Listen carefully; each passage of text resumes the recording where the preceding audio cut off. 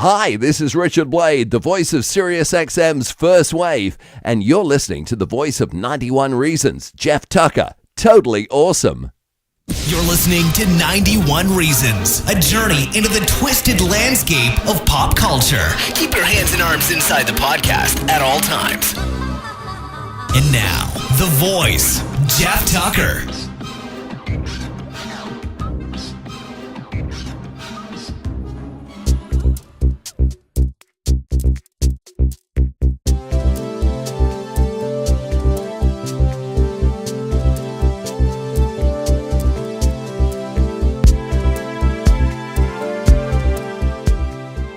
Hey everybody, Scary Farm is kicking my butt, just like everybody else.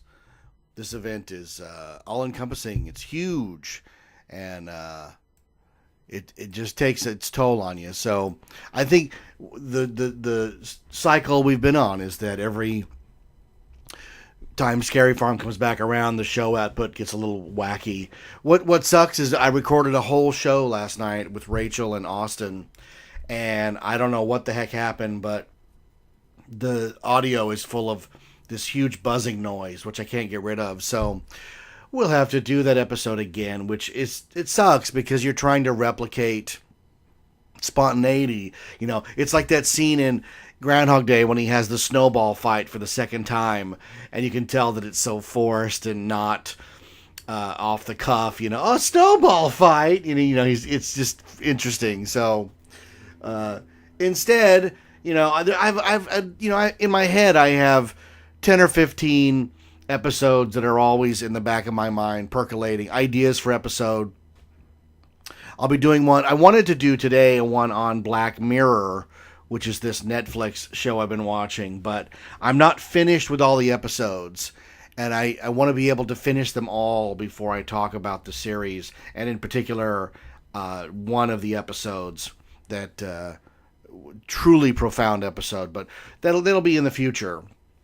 Instead, as you can tell by the title, we're going to begin what's probably going to be more than one episode, talking about the films of Pixar. Now, I did early in the run of 91 Reasons, I did the best of DreamWorks, which was an odd thing because I don't like much of anything DreamWorks has put out.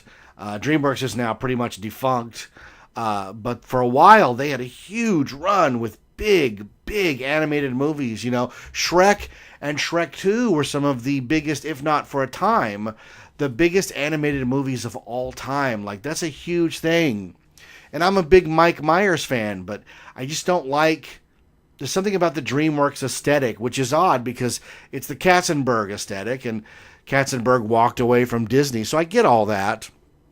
I would guess the newest other Pixar is Blue Sky over at Fox, and then what is it at Universal? I don't know. I just know it's every time you see it's Minions this and Minions that, and I'm gonna do another I Don't Get It episode that's Minions centric because man, there's something I don't get. But hey, we're not talking about that today. We're talking about the films of Pixar. We're going to go chronologically from date of release. I'm a huge Pixar fan. I think they quickly rose to be the gold standard of animation. I do think that it's sad that Disney itself, instead of identifying that the reason the Pixar movies are so popular is story and not format. And Disney was very quick to shut down its hand-drawn animation wing in favor of computer-generated movies. And that's unfortunate because, the hand-drawn animation film began with Walt Disney and Snow White, and they were the creators, the perfectionists of it. It was their baby, and to have it go out like snuffed out like a candle, because they don't think kids will watch that is so ridiculous. You put on Snow White, kids will watch it. You put on The Jungle Book, kids will watch it. 101 Dalmatians, Cinderella, Sleeping Beauty, Lilo and Stitch. Kids will watch this. It's about story and character. It's not about medium. Clerks is a good movie because of the story and the characters. Because on film, it looks like a mess. You can see that it was made for 25 cents, but that doesn't matter. Because the heart is in it, and the drive to tell a good story is in there. And before The Frog Princess, or The Princess and the Frog, I think that was the release title, but the original title was The Frog Princess, Disney went out on Home on the Range, which is a movie most people have never even heard of, because they thought that computer animation was the only thing kids would watch, because that's what I'd like to say Saturday morning, but Saturday morning TV was killed by the government years ago in the 90s. But like the Disney Channel and Nickelodeon, they went a long way on computer animated shows, which is bizarre because Nickelodeon's most popular show of all time is SpongeBob hand-drawn animation. So hand-drawn animation will never die. As long as people want to tell good stories, it doesn't matter the medium. And it's not as if kids won't watch a certain medium over another. Kids are drawn like adults to good stories and characters that we care about. And that's just, that's how mankind began, around the campfire, telling stories and sharing experiences and myths and fables. But, we're talking about Pixar. Now, I was a Pixar fan before I knew what Pixar was, because I was a member of the Lucasfilm fan club. It was the Star Wars fan club. And then when Star Wars ended, they turned it into the Lucasfilm fan club, and they would send out these magazines. And the magazines showcased what ILM was working on. And ILM had all these different branches. And one of them was a computer graphics division that was founded by Steve Jobs. And I'm telling the short story. You can get the longer. Go read it on Wikipedia. But Steve Jobs and George Lucas were the driving force behind the money to make Pixar a reality. The first computer-generated character to appear in a film was the Knight in Young Sherlock Holmes, 1985. Bizarre movie. I enjoy it. I think it's underrated. And that scene was what got us to the theater, to see something we had never seen before. A stained glass character leap off of the glass and taunt a character. And the people that did that eventually became Pixar. They'd worked on these small animated shorts. Wall-E B. I remember seeing Wall-E B as stills in the Lucasfilm magazine, and just like, that's made on a computer. That's unbelievable looking. And we knew it was going to be the wave of the future. Us nerds did. We saw Last Starfighter and how all the ships were done computer graphics. The rudimentary computer graphics merged with the hand-drawn graphics of Tron.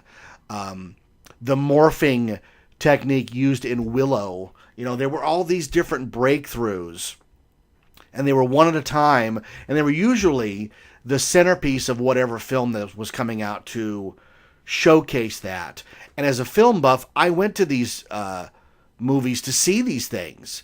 There were groundbreaking effects that leapt off the screen. They seem quaint by today's standard. I mean, they really do, because you're like, oh, that's a terrible effect. But put it in its time frame, and it's magic. The time travel sequence from Star Trek for The Voyage Home, computer graphics. So many others. The digital work in Roger Rabbit that is invisible. The digital work in Back to the Future 2 and 3 that is invisible, that you don't, they're so good you don't see it. The digital work in Forrest Gump, when people who didn't know who Gary Sinise was were convinced that the scenes of him with legs were special effects, and the scenes of him without legs were not special effects, but rather that's how he was. And it was a shock to see him on red carpet walking. But I watched all those, Look at the digital effects in Death Becomes Her. Another Zemeckis film where he said, look, we're going to push the envelope here of what digital effects can do. It's hard to describe to a young person what it was like in 1994 to go see The Mask and see computer graphics being used on a human being, and to turn the already rubbery Jim Carrey into an even rubberier Stanley Ipkiss putting his mask on, and it's interesting that I'm old enough to have gone through the entire gamut of watching computer graphics grow up on screen, from hand-drawn vector graphics in 2001 to fake digital graphics in movies like Looker, if you've ever seen Looker by Michael Crichton, and how they kind of fudged all that. I mean, one of my favorites is Escape from New York, where the digital graphics of the vector graphics city of New York isn't anything to do with a computer, and instead is a actual model of New York City with glow-in-the-dark strips made to look like a computer screen. I mean, that's truly amazing. You say, look, we only have this amount of money, and we want this to appear on screen, and very smart, crafty people make it happen. And I've watched the documentaries on Pixar, and it's an amazing story of people who wanted to push the envelope and were willing to sacrifice their personal lives in exchange for revolutionizing the way stories are told. And Lasseter and his team, if you've ever seen we take it for granted now with a smartphone in our hand and a flat screen monitor on our desk. But computers used to be big, bulky, giant, and the bigger they were, the less they did. They were ridiculous. And I've seen images of what they used to render Toy Story, and how, oh my gosh, it's a wonder it ever got made. It took hundreds of hours to get a single few frames of Toy Story completed. And that's a case where, unlike today, it's so weird today. I was just watching the making of Ready Player One, and how Steven Spielberg has this camera that can show you the virtual world of because they're filming on a green screen. There's nothing practical. But he can just move the camera around and see in a virtual world all the set pieces and move them. Just move them.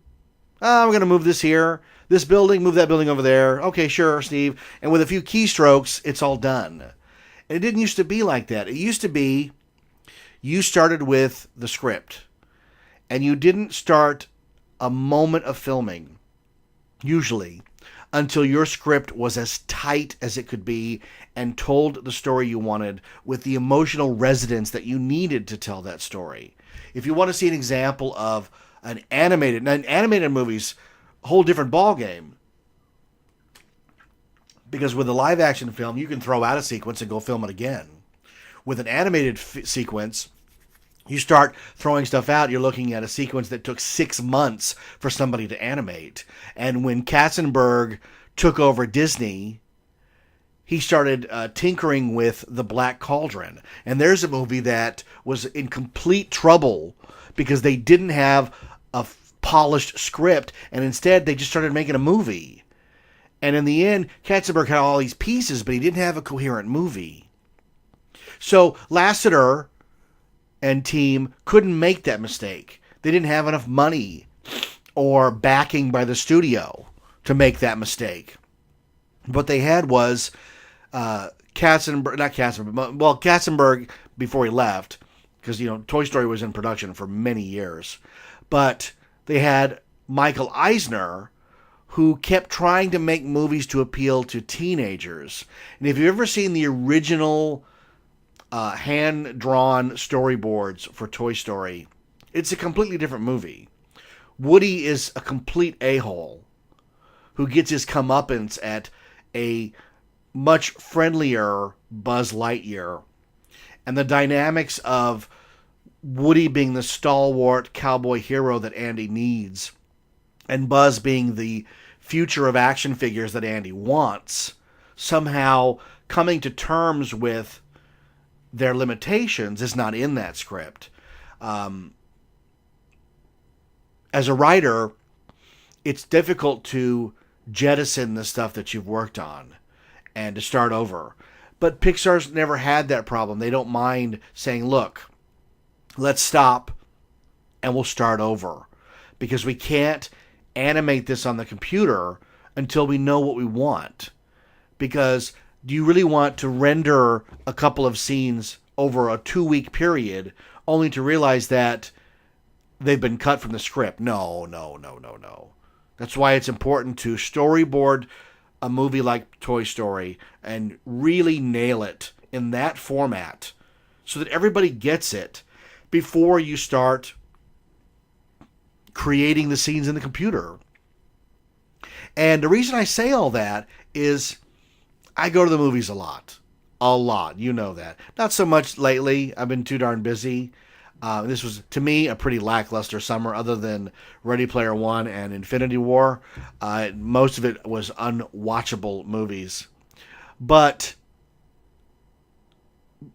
there have been summers where there's an embarrassment of riches. Toy Story wasn't a summer release. It was a Thanksgiving release. But seasons of good movies.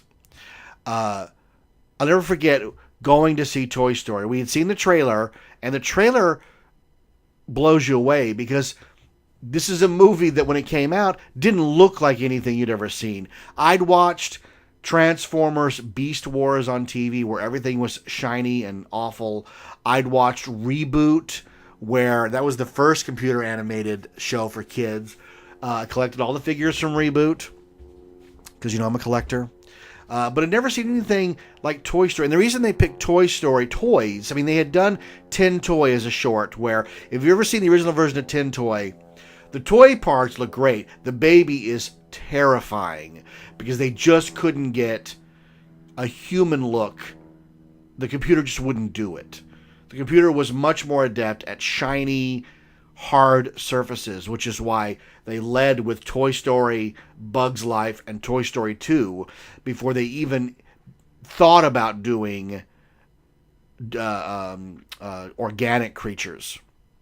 So Toy Story comes out Thanksgiving 1995. Rachel and I went and saw it on Thanksgiving Day. We had been together a few years. We'd been married, and we just had this thing of, let's not stay at home and have the traditional Thanksgiving with everybody else. Let's go to the movies. And we had planned to see 2 movies that day on Thanksgiving. We saw Casino, which is nearly 3 hours, and then we hopped over and saw Toy Story. And Casino is one of my favorite movies of all time, just because it's Goodfellas crossed with Las Vegas, and I love Las Vegas. But we went in to see Toy Story, and as the film unspooled, and remember also, this is before digital cinema. So this is a digitally computer created movie that then is transferred to actual film and then run on an actual film projector. You know, it seems so weird now where everything is digital, but I mean, the theaters now, the film is just dialed in. You know, it comes in over the wire. Toy Story, the first film, was delivered in canisters as an actual physical movie. And at the end of Toy Story, something happened that I had never seen before. The audience applauded. It was so good, the audience applauded. That doesn't happen very often in movies. It happened in Back to the Future 3 because we all knew Robert Zemeckis, the director, and Bob Gale, the writer, were in attendance, so we wanted to show our support. If you go to a screening where somebody involved with the movie is there, they will applaud. But just a regular run-of-the-mill screening of a movie to have applause was bizarre. But we knew that Toy Story was something special. And it's something special not because of the way it looked. Yes, it looks amazing. Now, go back and look at it, and it's very crude, very crude looking. But it's the story that gets you. And they really, in that first film, they're really firing on all cylinders, because this is, and I'm putting my own spin on it. I don't know exactly what was going on with Lasseter and company, but to me it looks as if these are some guys who thought to themselves, we're going to get one shot at this. We're going to get a studio like Disney to give us the money to make this bizarre one-off movie, and if we don't do it right, we're never going to get a chance to do it again. I know they had other ideas in the pipeline, but those were just pie-in-the-sky ideas until they proved that people would go see a computer-animated movie, because at that point, no one had... I mean, it was as big a dare as Snow White was. You know, Walt, no one will sit through over an hour-long cartoon that has sound. I'm going to try it there. You know, John Lasseter, no one will sit through what looks like an hour and a half special effect reel. Well, you know, if we tell a good enough story, they will. And tell a good story they did. The story of Toy Story is fantastic. It's the insecurities of losing someone you love to what you perceive to be somebody better than you. It's the longing to not ever want things to change because they're perfect, but knowing that they have to change because that's the nature of life. You know, getting Tom Hanks and Tim Allen together, fantastic. The supporting cast, Don Rickles, and the guy from Princess Bride as Rex, great actor. Annie Potts as Little Bo Peep. You know, even Jim Varney as Slinky Dog. You know, if Woody says it's okay, then it's okay with me. There's so many good things about Toy Story. It tells such a good story in such an interesting way that we had never seen before, that the first time you watch Toy Story, it's over in an instant, because it's so compelling and so good. And from a writing point of view, the things that it sets up pay off later. The things that people think are hindrances to their lives become the very thing that saved them. I'm talking about Buzz's space dome.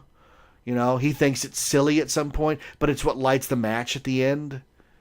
You know, it's just such a stellar movie. And I remember I wasn't a guy that bought a lot of Disney movies in my 20s. My mom bought a lot of them. But I remember buying Toy Story and watching it a lot. You know, the screenplay by Joss Whedon, for God's sake. Joel Cohen. Toy Story is a masterpiece. And as far as I was concerned, they were never going to do any better than that film. You know, it's a perfect movie. With, you know, Tom Hanks giving one of his best performances with just his voice. You know, hope you get a moving buddy. If you don't have a moving buddy, if you don't have one, get one. I don't want any toys left behind. I mean, it's so good and so quotable.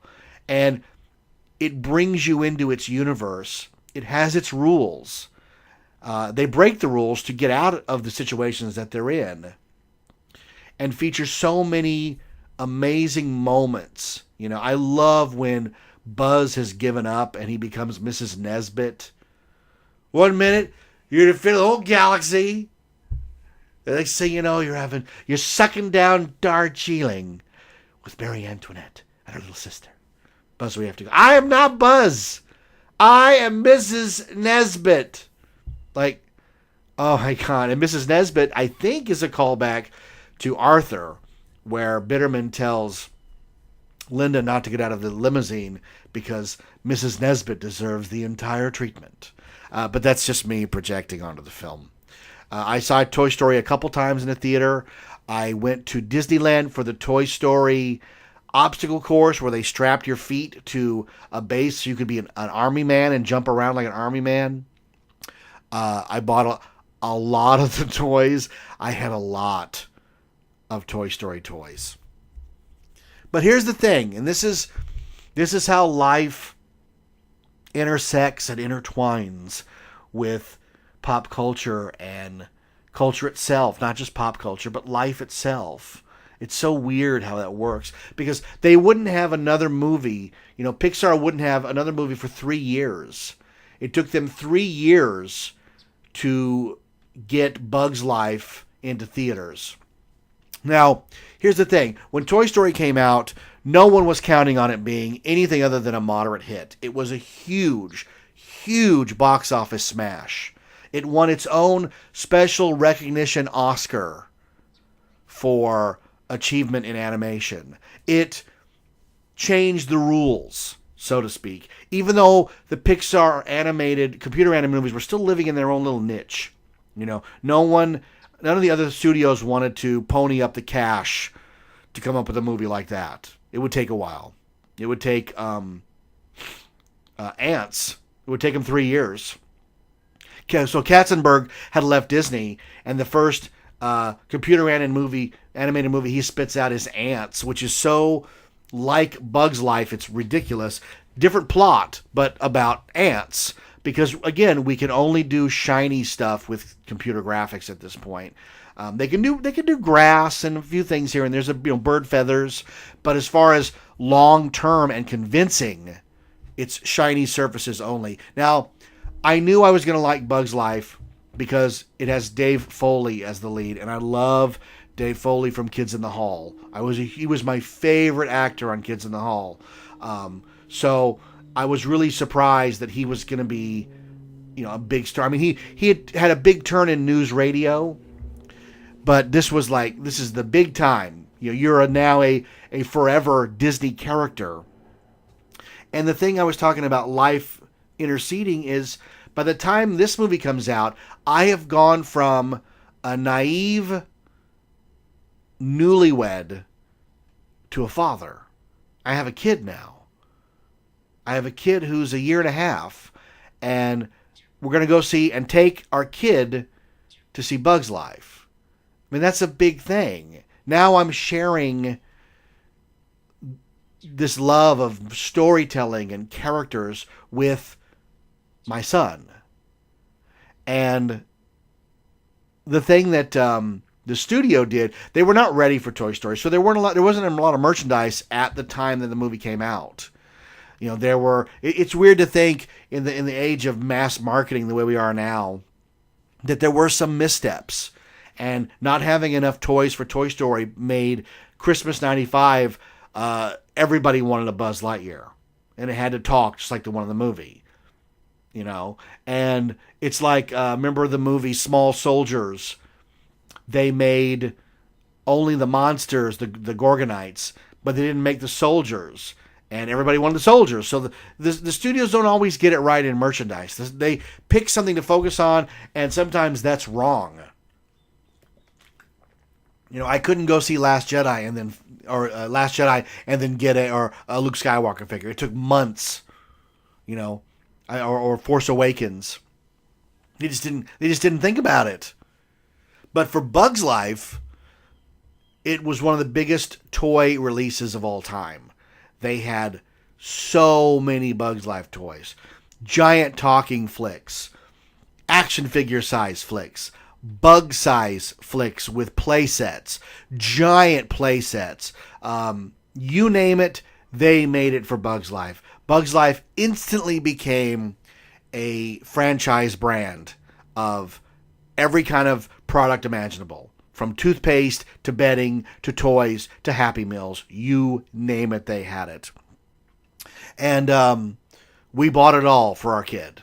We bought it all. We were all in. And by this time, the Toy Story toys had come full circle. So we were buying a lot of Pixar toys for our kid. Now, Bug's Life itself, the story is basically the Seven Samurai with bugs. The bugs are doing their thing, and not the birds, but the grasshoppers don't want to work. They just want to steal from the bugs. So from the ants. And the ants are like, look, we have to get somebody to help us. So they send Flick out to find these warriors. And instead, Flick hires a circus. It's got Jonathan, what's his name, from Lost in Space. As the magician, oh dear. I'll try to help you, dear, but I'll try. Jonathan Harris. Some great voice. Kevin Spacey as the bad guy. What's his name as the good grasshopper? He's a great actor. I think his name is Richard Kind. Yeah, Richard Kind. I was going to cheat and look on Wikipedia, but it's Richard Kind. Such good character voices. Dave Foley, Julia Louis-Dreyfus. And this is the turn right here. This is the split and the actual difference you can see between the Pixar movies and the DreamWorks movies. Because, as a consumer, I don't have to pick. I can have both. If I have enough disposable income, I can have both. So, of course, we bought Ants for Luke. And I watched Ants a bunch of times, featuring the voice of Woody Allen, Sharon Stone, Sylvester Stallone, Christopher Walken. I'm an ant. Crazy. And there's the split. And the split is Pixar is going to find who they think is the best voice for the character. Who brings this character to life. And there's no better observation than that than the late Joe Ranft, who voiced Heimlich. Because he was an animator on the movie. He worked on the film, and he was only doing the voice as temporary track till they found somebody else. And in the end, they said, look, you're the guy. You're doing it so well, we don't want anybody else to do it. And DreamWorks was like, what celebrity can we line up for these vocal roles? Who can we get? Sharon Stone? Done. Do the kids know who Sharon Stone is? Doesn't matter. Do the kids give a crap who Woody Allen is? Doesn't matter. I'm an ant. I'm so beside myself. What? Woody Allen in a cartoon? Okay, sure. I'm a big Woody Allen fan. But my 1.5-year-old isn't. He just knows it's about talking bugs. And the bugs in Ant's life are bizarre looking. Totally bizarre looking. The ones in A Bug's Life are much softer, friendlier, gentle. And it's Dave Foley. You gotta love Dave Foley, man. So we went all in on Bug's Life.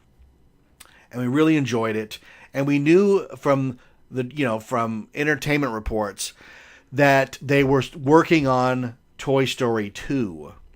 And Toy Story 2 was going to be a direct-to-video release because Disney got in the habit of making these direct-to-video sequels just to cash in on them. The first one was The Return of Jafar, and that just opened the floodgates. They had Dan Castellaneta do the voice of the genie because Robin Williams wasn't going to do a direct-to-video movie, but it made a lot of money. The first Disney theatrical animated sequel was Rescuers Down Under. So they proved that they could take this roster of characters that they had, this stable of films, and just churn out cheap Jungle Book 2, cheap Lady and the Tramp 2, Lion King 2, Simba's Pride. The worst, in my opinion, being Lion King 1.5, which turns Timon and Pumbaa into Rosencrantz and Guildenstern and sort of takes the majesty out of a lot of the Lion King movie. You don't have to take it as canon if you don't want to. But the idea that all of the animals were not bowing to Mufasa and his new child, Simba. Instead, they were fainting because Pumbaa farted. I mean, really? Really, guys? But as a guy who says, let's take a risk, I get it. You want to tell a story on the fringe sides? I totally get that. And Toy Story 2 was going to be a direct-to-video sequel. Of course we were going to buy it for our kid. Are you kidding? We couldn't wait. And instead, Pixar did the unthinkable. They tore the movie apart They fired the director. Lasseter took over and took the pieces that he had and reworked the movie. And advance word was that anytime they do that, especially, like I said earlier, especially on an animated movie, this is the kiss of death. This is the Black Cauldron all over again. And instead, Toy Story 2 is reworked into a theatrical feature. So, okay, we will take our child to go see Toy Story 2.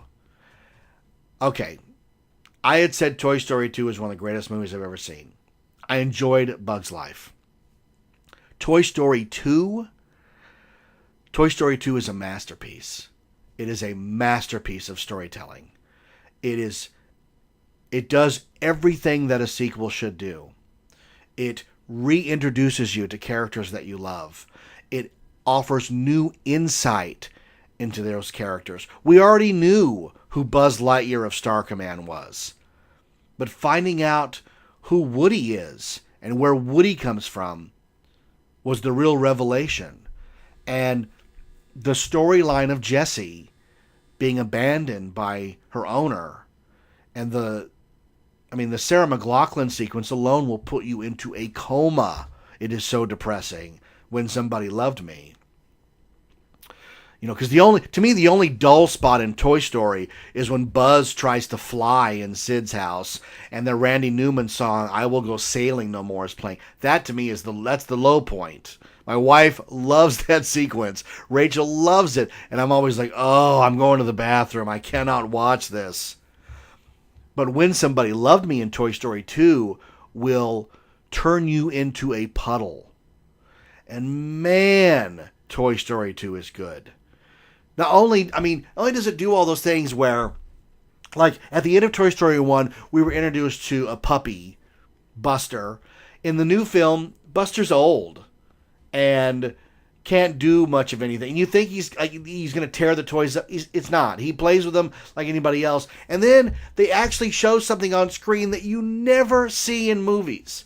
You could count on both, like there's less than 10. I bet if I tried, I couldn't even think of 10 examples of a garage sale, a yard sale in a movie. It's so darn rare. The Will Ferrell movie, Everything Must Go, is about a yard sale. The Simpsons go to Professor Frank's yard sale. But that's such a rarity in movies. I don't know why. It's just never been one of those things they just do.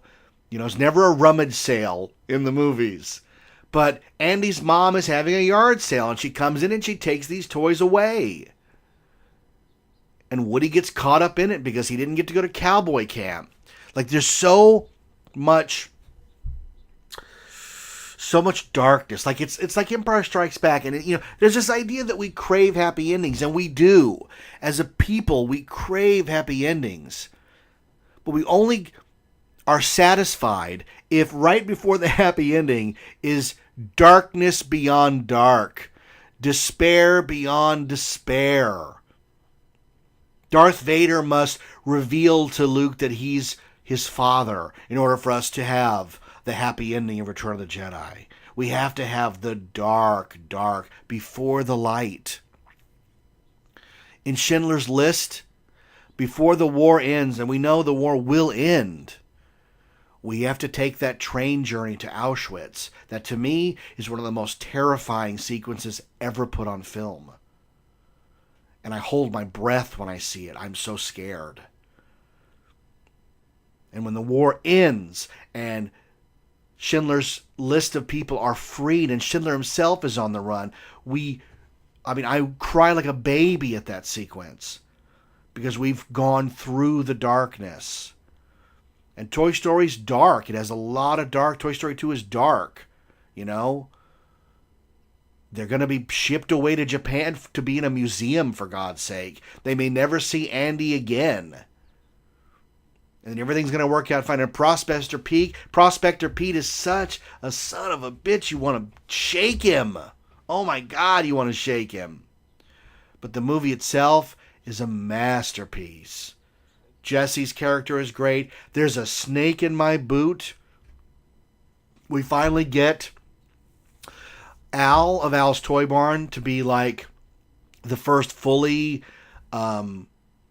integrated human character in these films. Because we'd seen Andy and his mom and Sid and his sister, but not to the extent that we see Al. Because they didn't know how to do it right. You know? And when Bullseye's licking the Cheeto crumbs, the cheese puff crumbs off of Al's finger, I mean, it looks photoreal. Toy Story 2 is amazing.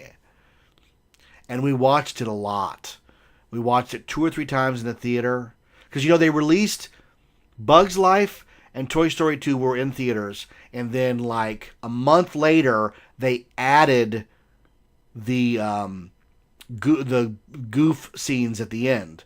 You know, the mess-up scenes, the blunders, the bleeps and the bloops. So it encouraged you to go again because you got to see, you know, the fake microphone come down. And you got to see, in Toy Story 2 at least, Heimlich and Flick get thrown aside as Buzz is chopping through. We saw it a lot, you know. We got to meet Zurg. You know, I am your father. No! Good catch, son! I mean, you have to be supportive. I mean, so many amazing sequences in Toy Story 2. And the airport scene is exhilarating as a chase scene at the end. You know, you have to really, they amped up the finale. After, I mean, the first one's great in the moving truck. The second one has, they're at the airport. I mean, it's fantastic. Unbelievable film. Toy Story 2, again, it's a masterpiece of filmmaking. The next release would take 2 years. 2 years before Monsters, Inc. was released in theaters. Now, by this time, Luke is 4 years old. He is not an infant anymore. He is a young child. And this was the first film that he gravitated to, that he claimed as his own. And Christmas 2001 was all Monsters, Inc. We bought the Monsters, Inc. playset, the talking figures, the action figures. Luke had pajamas, blankets, all the Happy Meals. We were all in on Monsters, Inc., you know? And I rediscovered how much I liked Billy Crystal, because he's great in Monsters, Inc. Again, they're picking celebrities that fit the mold and not just for name value. Because by 2001, Billy Crystal's not a name anymore. He hasn't made a big movie in quite a while. He made those Analyze This and Analyze That. You know, but he's not a megastar like When Harry Met Sally anymore. Or City Slickers. I mean, those are great movies. And John Goodman, he had a really good film roster. But he was mostly known for Roseanne. But here he is as Sully, James P. Sullivan, and it's fantastic. This is continuing the mold of Bug's Life. Monsters, Inc. lives in that weird world where it's an alternate reality where it's just like the human world, but there's a lot of puns and clever ways that the monsters do things that mimic human behavior. Although there is the portals, the doors, into the human world. So you get both. And Monsters, Inc. is another film where Pixar, if you've ever seen the original DVD, and I think Monsters, Inc. might have been the first Pixar movie I bought on DVD. You know, I don't think, because Toy Story 1 and 2 hadn't come out in that double Toy Story toy box pack yet. But Monsters, Inc. came out, and of course it had tons of extras, including the entire original film that they shut down, where Boo speaks English, just babble in the movie, and Boo has lots of brothers who bully her. So when she goes into the monster world, she likes it. And she becomes a monster scarer like Mike and Sully. And it's a whole different script. And guess what? They threw it away and they started over. And they made Boo younger. And she doesn't talk. And that's where the heart and soul of the movie really came to life. It's not cynical in any way. The original one is cynical. You know, a young girl is bullied, so she in turn becomes a bully by being a monster and eliciting screams from young children. But the finished product doesn't have any of that. You know, these two monsters truly care for this child. It's a tour de force, again, of a great storytelling. With Steve Buscemi as the villain, Randall, the winds of change are coming. I mean, great, great stuff. James Coburn as Waternoose, Jennifer Tilly as Mike's girlfriend, Schmoopy Poo. Great. And needless to say, the door sequence at the end is stunning. Up until that point, it was the greatest animated sequence I'd ever seen. The door chase is mind-bogglingly good because, and I'll tell you why, from a writing standpoint, they tell you the rules, how you go through the doors to get to other places, and then they have a chase involving those doors where you can go into them and come out other doors and this and that, and the reason it's good is they've told you how it works, and then they put it in action. And it doesn't, at no point do you go, oh, that's ridiculous. No. You buy it hook, line, and sinker up until Boo's door is shredded. And then you cry like a baby because Sully can't get to her anymore if the door is shredded. Fantastic movie. Monsters, Inc. And again, this is our first fully organic movie where the big breakthrough on Monsters, Inc. was Sully's fur. Because they'd never been able to do fur like that would behave normal and real. You know, and Mike, the wide-eyed, one-eyed optimist, I'm on TV, you know, so good. Such a fantastic, fantastic movie. We bought into it. And here's where the DreamWorks and Pixar Disney battle finally comes to the consumer. Because I remember that the day, now new movies are released, they were on VHS and on DVD now and Blu-ray and digitally, always come out on a Tuesday. They're Tuesday releases. That was set by the studios, so they were 3 or 4 days, 3 days from the Friday.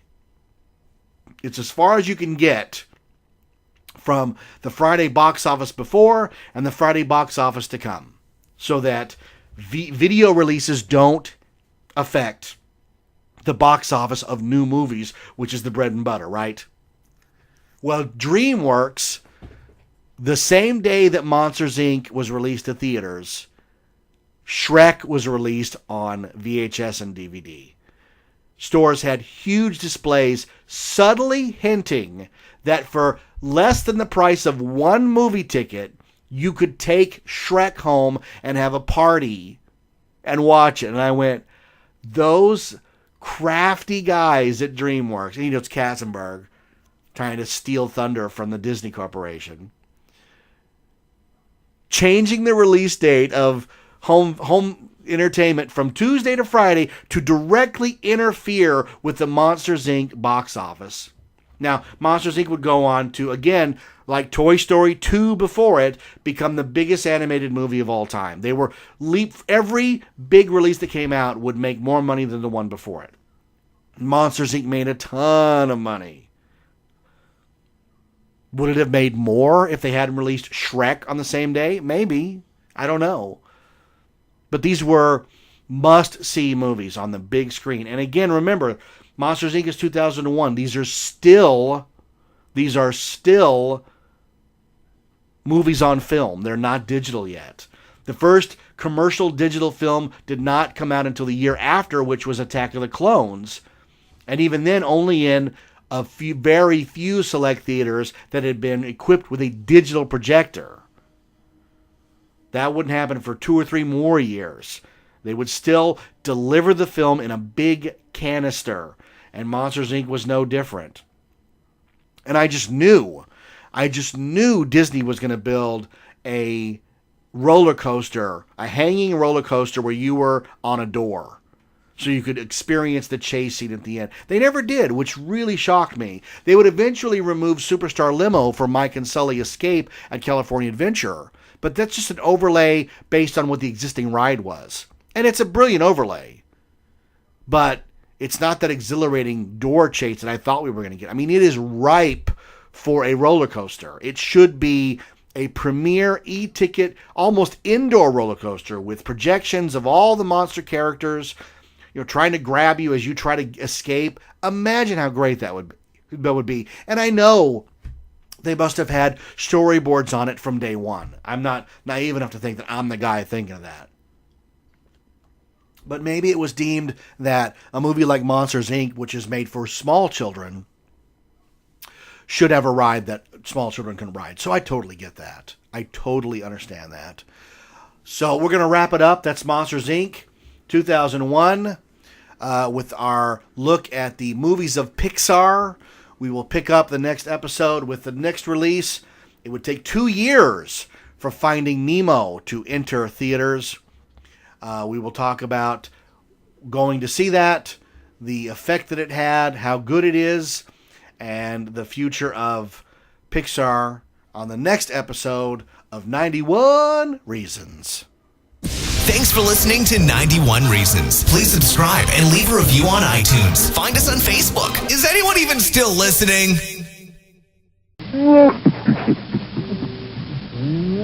Wrap it up, fuzzball. So why don't you make like a tree and get out of here?